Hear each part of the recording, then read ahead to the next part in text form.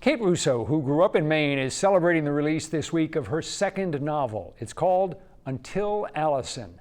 The story is set in Maine and was inspired somewhat by her own experiences here. Kate Russo lives part of the year in Maine, part of it in London, England. And she also divides her work life. About half the time, she's an artist who paints, and the rest of the time, she's a writer. Those are two very different pursuits. Do you think that being able to go back and forth makes you a better writer? Yes, I do. When I'm making my artwork, a lot of times, because it's very pattern-based, I can spend a lot of time writing dialogue in my head. And so then I can walk over to the computer and I can type out what I was thinking about. And then the same thing happens often when I'm writing. I think, oh, that's the solution to that painting. And so I kind of need the other one to help me solve the previous one, if that makes sense. Until Allison, your second novel, was loosely inspired by a real-life event Yes. that a fair number of people in Maine will still Yes. remember. Yeah. It happened while you were at Colby College in Yes. Waterville. It was the abduction, sexual assault, and murder of a student at Colby named Dawn Rosignol. How did that event get transmuted with a lot of changes into this novel? Well, the story that I wanted to tell in this instance was really about my understanding of not wanting to be a journalist. So what happened then was when Dawn was murdered, it was kind of the first big story that I had to tell. I was news editor of the paper. It was my senior year. You were editor of the college yes, I was, paper yes, at Colby. Yes, the news editor. So there were a few of us kind of on the top of the masthead.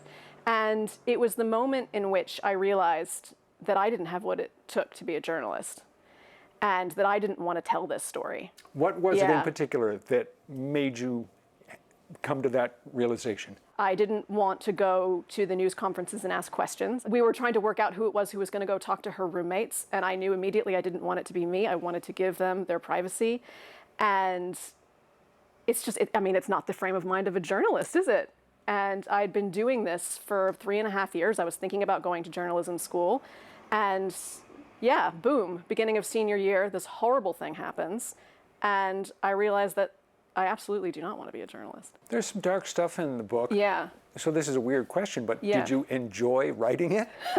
At moments. I consider myself kind of first and foremost a humorous writer, which was why it was difficult for me to delve into this book. I've got sort of 3 other books started on my computer that are much funnier, but this wasn't going away. So it was kind of like the story that if I didn't write it down, it was just going to be stuck in there forever. You've got 3 books right now that you're working on in various stages? In various stages, yeah.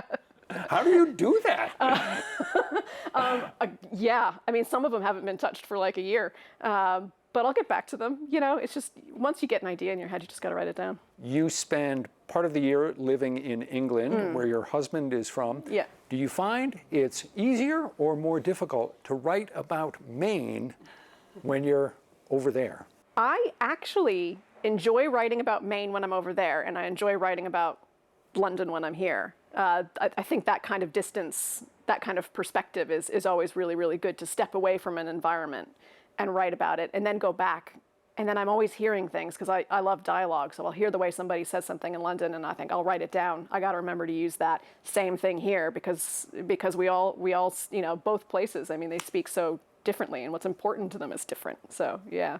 In terms of painting and writing, if you could choose only one, ouch. which would it be? That's a terrible question. Well, this is why you're not a journalist. It's because you didn't want to ask these nasty questions. I would never ask that question. Painting was certainly what came first. It's interesting. My dad always, he told me from a young age, you're going to be a writer. And I said, no, I'm not. I'm not going to follow in your footsteps. That would be a really stupid thing to do. And then I just started. And because I couldn't not, and I kept it a secret for a long time. So in some ways, it feels like a painter is what I wanted to be, and a writer is kind of what I am. I don't know if that answers the question. Her dad's a writer, Richard Russo. There will be a launch party for Kate Russo and her book Until Allison tomorrow at 7 o'clock at Print, a bookstore in Portland. It's open to the public.